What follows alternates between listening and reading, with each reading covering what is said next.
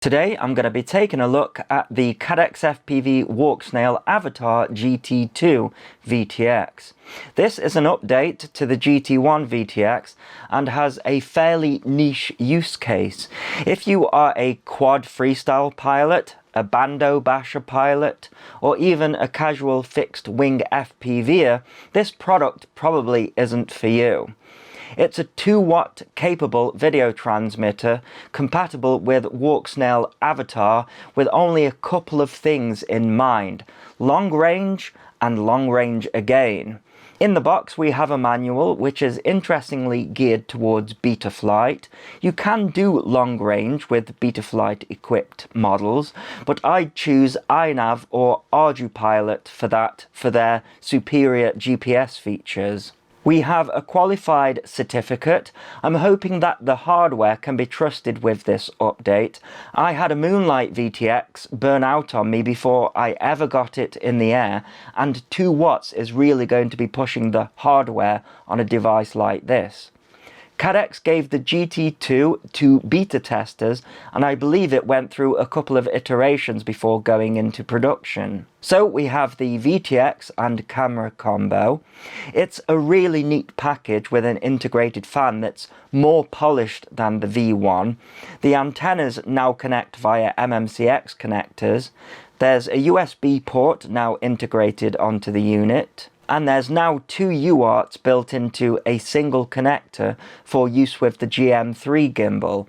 You will need to do some soldering with this, as the plug and play cable that comes with the gimbal is for the previous VTXs, which has a UART on a separate connector, and the pins are a different size. Then we have the SD card slot for the 1080p 60 DVR, which is now spring loaded and clicks into place.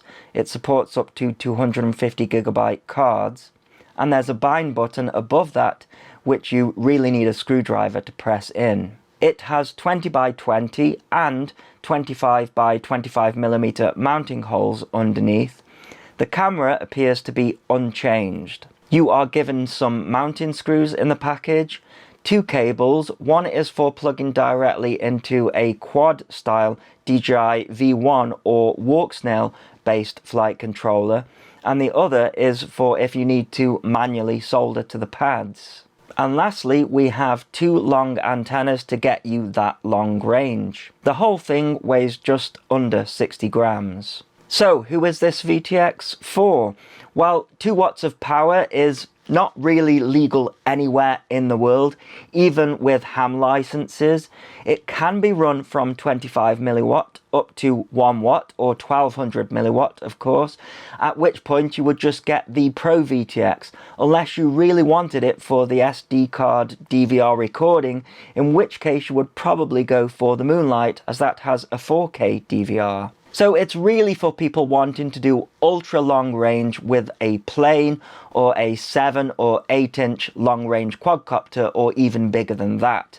And you could also use it on land-based vehicles with a lower power output, as the built-in fan is convenient for keeping the VTX cool when there's little airflow around it. It's not a VTX you can just put in any model due to its size and limited mounting options and/or power requirements. I was going to use the GT2 for my FMS Ranger FPV project, but that's a 3S model, and the GT2 requires 11 to 25.2 volts, so 3S under load can be under 11 volts, which isn't enough without adding a dedicated BEC. I also couldn't find an easy way to mount it to a plane.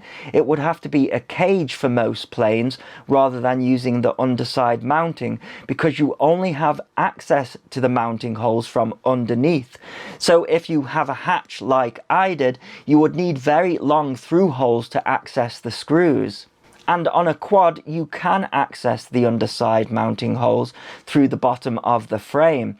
Now, I've collected a lot of nice frames over the years, but I couldn't find a single one that the GT2 would fit in.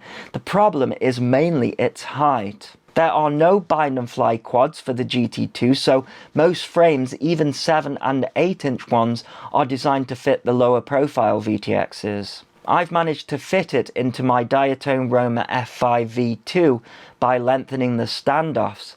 And this is by no means a quad that the GT2 should be in, but this was my only viable option. I do miss Diatone in the FPV hobby as a side note. Sadly, it seems their models were so cheap and disposable, it became their demise, which is a massive loss to all of us. It's one of the only quads I have where the XT60 doesn't come out of the back of the model and get in the way of this huge VTX. Even then, I had to redirect the GPS cord and have my receiver antenna in a less than ideal spot so that nothing interferes with the fan. This quad originally had a V1 DJI Air unit in it, so being able to reuse the MMCX antennas is a nice bonus. The antennas are left-hand polarized, the same as DJI. As this was originally a DJI V1 quad, the included cable in the GT2 kit does clip in directly to the flight controller and everything matches, but there's a problem. As I've mentioned, the GT2 requires 11 to 25.2 volts, and all of these BECs in these flight controllers, including modern ones, are mostly 9 volt with 2 amp current draw for the DJI Air unit, which isn't enough for the GT2. So as soon as you arm the quad with the GT2 installed on this BEC, the VTX just browns out. So I've cut the voltage and ground wire on the included connector and soldered those 2 wires directly to the battery, which for this model is 6S. You then need a capacitor on the battery terminals, which this quad has, to hopefully stop any voltage spikes frying the VTX. And I go as far to say, be very careful if you're thinking about connecting the VTX to the VBAT pads on the flight controller. VBAT pads do feed direct battery voltage, but the traces are small and were designed for powering small peripherals and not a 2-watt VTX with a high RPM fan. Speaking of the fan, it is really loud.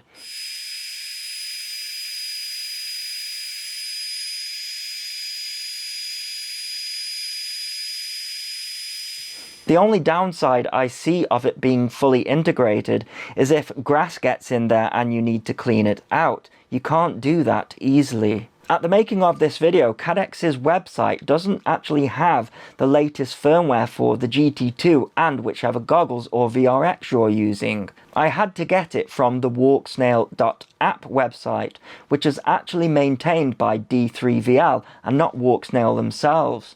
The GT2 support was added in version 39.44.15. And you need the FCC unlock to see the new power outputs, which you do have to reapply with this firmware. So now we have the usual options as well as 2-watt and 2-watt auto. 2-watt is a fixed 2-watt output, and 2-watt auto dynamically adapts the power output from 1.2 watts up to 2 watts when needed. This is to help reduce power consumption, so it's only using 2 watt when it's actually needed. But I think most people doing ultra long range will stick with fixed 2 watt for consistency. If you do set the GT2 to 2 watt or auto, but then switch to an Avatar VTX that is not a GT, be sure to check the power output before you fly your other model, as it seems to default back to 25 milliwatts. CaddxFPV or Walksnail has added frequency hopping to all of its VTXs with this new firmware, so it's not just a GT2 thing. And it's nice to see Walksnail still adding features and products to the Avatar line. Many of us were fearing that Avatar was dead because we hadn't seen anything for a while and that Ascent would be their new direction. So let's hope that it continues to be the case, as Avatar is still the only usable option other than DJI in my opinion. Sadly, it's not hopping like our receivers do all across the band. It lands on individual channels and will switch if, say, someone else powers on to that same channel. Personally, I think the hopping feature still needs a bit of work. While DJI V1 has no frequency hopping, the newer DJI Air units have auto mode and it does this seamlessly.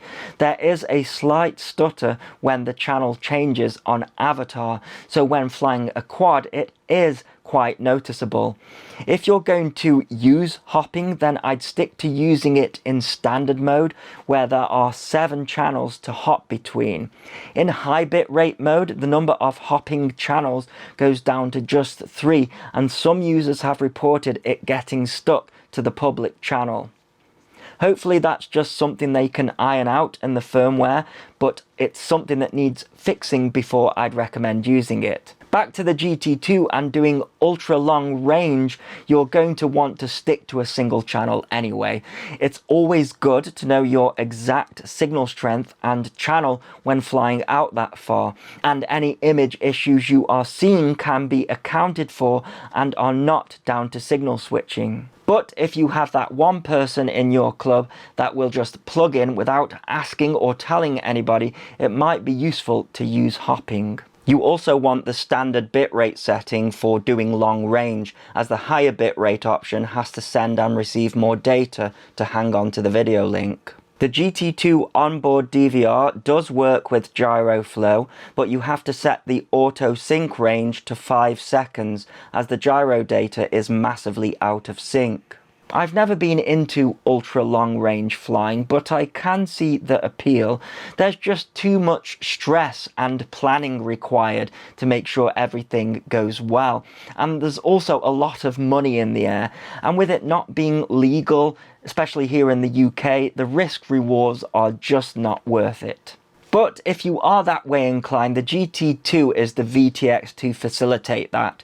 Keep in mind, if you see people flying out a crazy number of miles, they are often using the Walksnail standalone VRX with an antenna tracker pointed at the plane or model. And they will have a flight controller and GPS functionality with auto flight modes, meaning that the video link and or control link can drop out and the model will keep flying or return home. You won't see me doing any range tests, but hopefully this has given you some light into what the GT2 is all about. And I've always, and still do, see Walksnail Avatar as a sort of DJI V1 alternative rather than 03 and 04. In many areas it's surpassed DJI V1 with 2-watt output, 1080p transmission, a 4K DVR option, a dedicated VRX, integrated head tracking and supported gimbals, frequency hopping, dedicated repeaters, and a 1S board. But I do still think the Avatar's camera overexposes and over sharpens on all of their VTXs. I found the Walksnail cameras in general are a little more sensitive to vibrations. There's a small amount of jello present in this flight, and that wasn't there when the DJI camera was in the model. And these vibrations did not upset the gyro flow data. So an ND filter would help in this scenario, or maybe soft mounting the camera. Despite the power output of the GT2, when it comes to the penetration of the video signal, it's still not on par with the DJI V1 system. A single tree causes a smear across the feed. The GT2 is only going to beat DJI when it comes to range by not having a hard limit on the distance. You will need a flight controller and GPS to control the model if the video signal cuts in and out, which it will do when doing long range. And despite a lower resolution, and it should be said no longer available or made, I still prefer the goggles, the camera, and picture of the DJI V1 system over Walksnail. And that is what Walksnail is up against. DJI have just been doing this for so much longer than Walksnail, but I applaud the effort, and we'd be stuck without Walksnail. You have to remember, Avatar came out in, 2021, and they are still making products for it and upgrading it, whereas DJI bins theirs after a couple of years, and you have to buy all new stuff. And for long range like the GT2 offers, with no hard limit on distance like DJI has, and being able to use antenna trackers with a dedicated VRX like you can't do with DJI, the GT2 is the choice for long range. It costs $199 or around 150 quid. I hope you enjoyed this video and found it useful. Thanks so much for watching. Please continue to subscribe. Cheers.